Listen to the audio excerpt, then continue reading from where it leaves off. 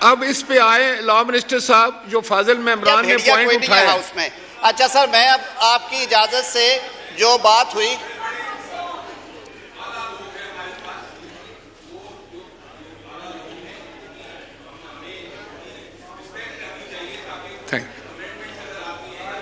मैं सर अगर एक्सप्लेन कर दूं, मेरे ख्याल में आप एक्सप्लेनेशन अगर मैं एक्सप्लेन कर दूं, उसके बाद आप हाउस की सेंस ले लीजिएगा कि आज करना है, सुबह करना है, किसी को कोई जल्दबाजी नहीं है। प्लीज एक बात मैं सर ऑन रिकॉर्ड बयान करना चाहता हूं कि कोई लेजिस्लेशन बशमूल election act is very close to our heart. पार्लियामान तख्लीक होती है इलेक्शन एक्ट के नतीजे में, और मोहतरम ख्वाजा आसिफ साहब ने दुरुस्त फरमाया, ये इलेक्शन एक्ट की 54 तरामीम थी जो इसी जॉइंट सिटिंग में आज से 1.5 साल पहले 1.5 या 2 मिनट में कर ली गई थी। रेड एज अ होल पढ़ा गया, कहा गया, और यहाँ से पढ़े जा रहे थे।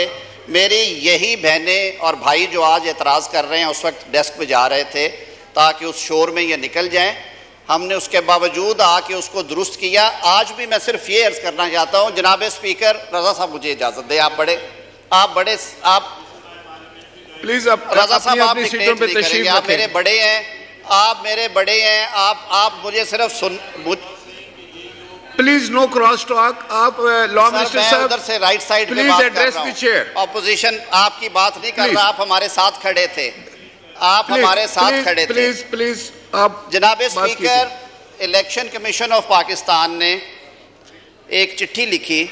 उन्होंने कहा कि कुछ जगहों पे कुछ चीज़ें ओमिट होने वाली हैं, जैसे वर्ड फाटा जो है वो अभी तक इलेक्शन एक्ट का हिस्सा था, हालांकि उसे 2018 में जम कर दिया गया खैबर पख्तूनख्वा में। सर 2018 के इलेक्शंस पे सियासी जमातों को बहुत से एतराज़ात हुए और उसमें जो शफाफियत थी प्रोसीजर्स की, उसकी कमी महसूस की गई। हालांकि 2017 का इलेक्शन एक्ट बड़ी अर्करेजी के बाद तैयार किया गया और मेरे बहुत सारे सीनियर्स आज इस ऐवान में मौजूद हैं जो उस कमेटी का हिस्सा थे। रिकॉर्ड से पता चलता है कि बेतहाशा मीटिंग्स के बाद एक कमेटी तश्कील पाई थी जिन्होंने ये तजावीज़ लाए और सारे लॉज को यकजा करके एक इलेक्शन एक्ट 2017 बना दिया गया और उस पर ज़ीरो डेसेंट थी, सब ने उसकी हमायत की। अब कानून में सर वक्त के साथ साथ कुछ तरामीम करना पड़ती हैं। जब इलेक्शन कमीशन ने लिखा और मिनिस्ट्रीज़ की तरफ से भी आया कि कई जगहों के ऊपर अमेंडमेंट ज़रूरी हैं, तो जनाब स्पीकर आपने एक कमेटी कॉन्स्टिट्यूट की मुशावरत के बाद और पार्टी हेड्स को आपने कहा कि आप अपने नुमाइंदे नॉमिनेट करें। उसमें चेयरमैन सेनेट को कहा गया कि वो सेनेट से नॉमिनेशंस करें। मैं कमेटी की कॉम्पोजिशन आपके सामने रख देता हूँ, ये कोई कालीन के नीचे से नहीं निकल रही चीज़, और वो कमेटी के इजलास होते रहे हैं। सरदार याद सादिक साहब इसको चेयर कर रहे थे।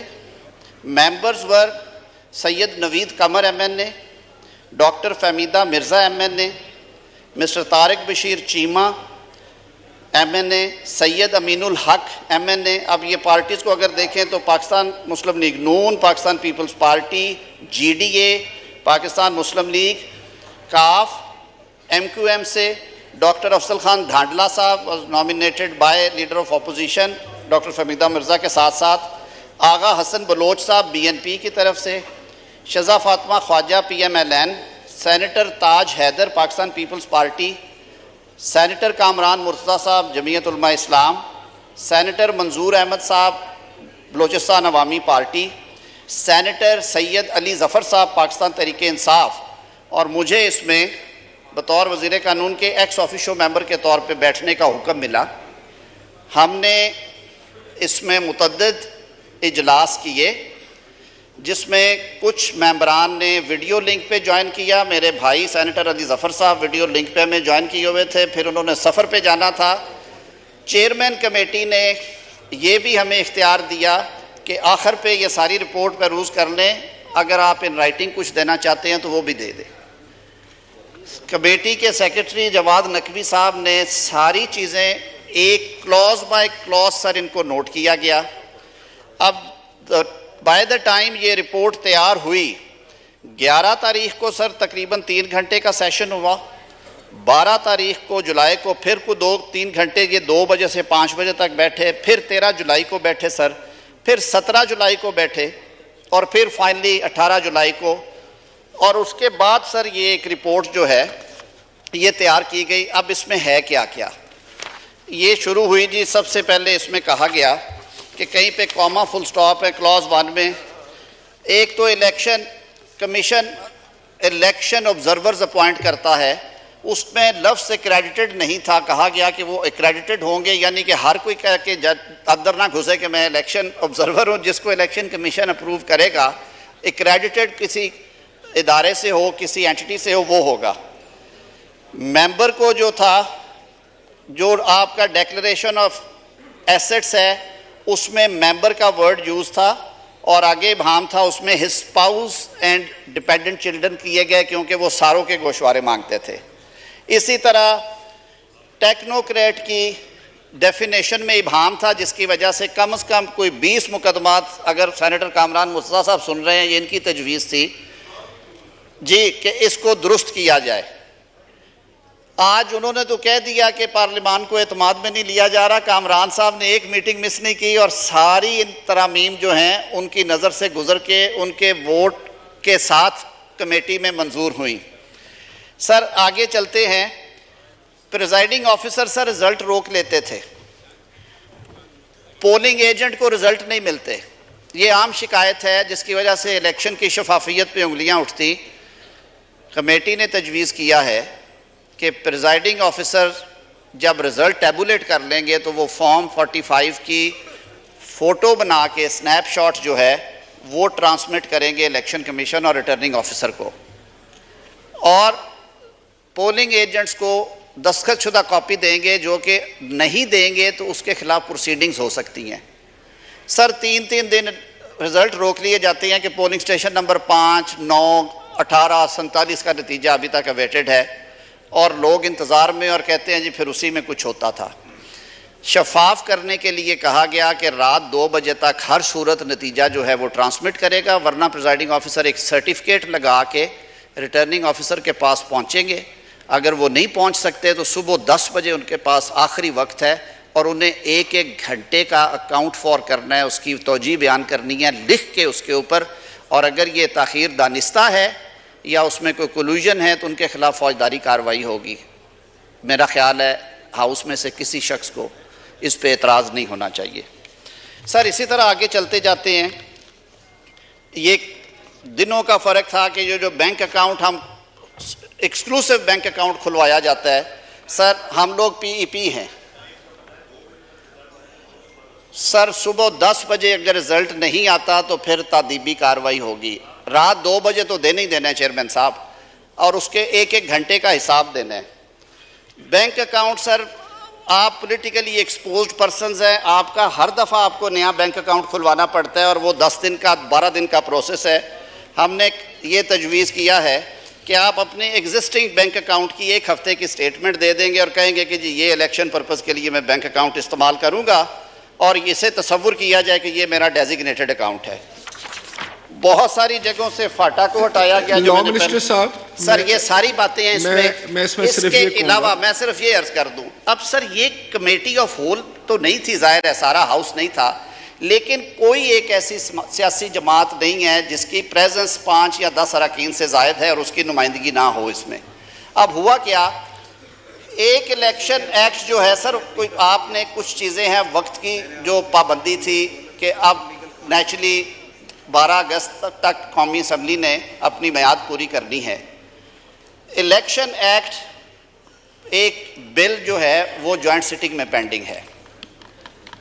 कमेटी ने ये जब सारी चीज़ें कंसेंसस के साथ कर ली तो ये फैसला किया गया कि जब वो इलेक्शन एक्ट यहाँ पे डिस्कस होना है। मिनिस्टर साहब ये तो अभी आइटम आया ही नहीं, इस पे मेरा ख्याल है बहस नहीं होनी चाहिए। आप तो समझते हैं रूल्स और प्रोसीजर को, लेकिन मेरा कहने का मकसद ये है कि मेंबरान की तरफ से जो ऑब्जेक्शन आया था वो ये था कि अगर अमेंडमेंट करनी है तो एक 1 डे का कंप्लीट 1 डे का नोटिस जो है वो मेंबरान तक होना चाहिए, ताकि अमेंडमेंट वो पढ़ कर आएँ और अगर वो उसमें कोई बात करना चाहें या समझना चाहें तो कर सकें। तो क्या मैं अपने सेक्रेटेरिएट से भी पूछना चाह रहा हूँ कि क्या ये जो है ये सर्कुलेट की गई थी अमेंडमेंट्स? कल तक तो सर तैयार करके काम का बोझ ज़्यादा है या किसी वजह से नहीं, लेकिन ये जो सारा पैकेज है, जब ये रिपोर्ट फाइनल हो गई, इन्हें ये क्योंकि गवर्नमेंट बिल है, इसमें गवर्नमेंट की तरफ से भी अमेंडमेंट आ सकती हैं। मिनिस्टर इंचार्ज ने ये अमेंडमेंट्स कल तैयार करवाई थी। कमेटी की सिफारिशात के अलावा इनमें कॉमा फुल स्टॉप भी चेंज नहीं किया गया, और इस अंडरस्टैंडिंग के साथ कि ये अमेंडमेंट्स क्योंकि कंसेंसस के साथ फैसला हुआ था, ये हाउस के सामने टेबल पे भी होंगी और पढ़ी भी जाएंगी, और उसके बाद इन्हें उस हाउस ने मंजूर करना है या रिजेक्ट करना है, वो मेरे ऐवान का इख्तियार है, वो किसी और शख्स का इख्तियार नहीं है। तो ये इसमें बैकग्राउंड है। कोई चीज़ छुपा के नहीं हो रही, कोई चीज़ अंडर द कारपेट नहीं हो रही। मीटिंग में ये सारी चीज़ें डिस्कस होती रही हैं। इत्तफाक़े राय के साथ एक रिपोर्ट तैयार की गई। उस रिपोर्ट के ऐन मुताबिक ये अमेंडमेंट्स जो हैं, वो जो पेंडिंग इलेक्शन बिल है। अब रही बात कि कहा गया कि एजेंडा बहुत लंबा, और ये ऊपर से बिल्कुल ऐसा नहीं है सर। जॉइंट सिटिंग में लेजिस्लेशन के कुछ आइटम सर ऐसे भी हैं जो कि 1.5 साल से 2-2 साल से सर पड़े हैं। सर हम लोग यहाँ पे कानून साजी करने आते हैं। हमारा जो पहला फ़र्ज़ है बतौर पार्लियामेंटेरियन, वो लॉ मेकिंग है सर। सर अगर कोई लेजिस्लेशन, कोई बिल 1.5 साल, 2.25 साल, 12 माह, 8 माह, 6 माह से अगर है, और सारे पाकिस्तान को मालूम है कि असम्बली की मुद्दत जो है वो 12 अगस्त की रात ख़त्म हो रही है, तो जनाब स्पीकर, क्या ये हमारा फ़र्ज़ नहीं है कि जो पेंडिंग लेजिस्लेशन है वो ऐवान के सामने आए? ये वो बिल हैं जो 10-10 दफ़ा सर्कुलेट हुए हैं सर, जो 12-12 दफ़ा जिन पे डिबेट भी हुई है। अब जैसे कहा गया कि आइटम नंबर 1 जो है वो फिर लगा दी गई CII। उसमें जब ये सेनेट से राना मकबूल अहमद खान साहब का बिल पास हुआ था और फिर ये कौमी असम्बली से पास ना हो सका, ये सारे लवाजमात पूरे थे, मैंने आज वो विड्रॉ करना था इस तजवीज़ के साथ कि जो सेनेटर राना मकबूल अहमद साहब का बिल है उसे ये हाउस अडॉप्ट कर ले विद कपल ऑफ अमेंडमेंट्स। तो ये सर सूरत हाल है। इसमें ना तो किसी किस्म की बदनीयती एट्रीब्यूट की जा सकती है, ना ही कोई ऐसी इनडिसेंट हेस्ट की गई है। और चेयरमैन कमेटी अयाज सादिक साहब मौजूद हैं। आपने कमेटी कॉन्स्टिट्यूट फरमाई जनाब स्पीकर, हमने तो पूरी दिलजमी से ये काम किया और कौमी मुफाद में किया, मुल्क की खिदमत समझ के, अपना फ़र्ज़ समझ के अदा किया है, ना कोई बात छुपी ढकी। ये तो रिपोर्ट तैयार हुई है आज से 5-6 रोज़ पहले की, और सबके नोटिस में होना चाहिए। Thank you. Sardar Ayaz Sadiq sahab, the chairman of the parliament.